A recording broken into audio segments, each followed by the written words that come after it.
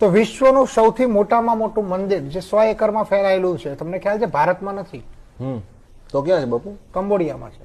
Cambodia મતલબ Thailand થી નીચેનો દેશ છે.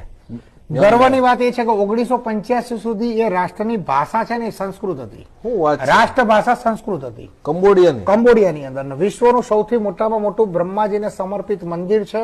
યુટ્યુબ ના માધ્યમથી ઘણા બધા વિડીયો છે, જોઈ શકશો. એનું નામ છે અંકોર વાટ. બીજું ઇન્ડોનેશિયાની વાત કરીએ તો 5000 કરતા પણ વધારે શિવ મંદિર છે. અને ઇન્ડોનેશિયા ધ્યાનમાં રાખવા જેવી બાબત છે, દુનિયાનો સૌથી મોટો ઇસ્લામિક કન્ટ્રી છે. શું વાત છે? જ્યાં બીજા ધર્મને સ્થાન નથી. બીજું ત્યાંનો એક સુલતાનનો મહેલ છે, બાલી કરીને ટાપુ છે. ટાપુમાં હિન્દુ લોકો રહે છે.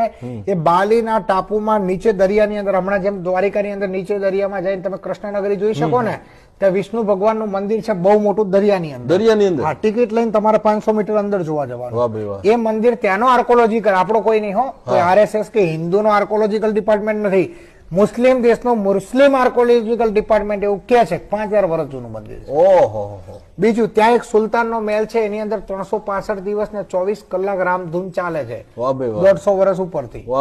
આ ઉદાહરણ ભારતમાં ઓછું છે, નથી બરોબર છે. ત્યાં તમે જાઓ એટલે રોજ સાંજે મૂક નાટકો, મતલબ એક્શન કરીને સમજાવે, બરાબર, એવા મૂક નાટકો આજે ઇન્ડોનેશિયાની અંદર રોજ રામાયણના થાય છે.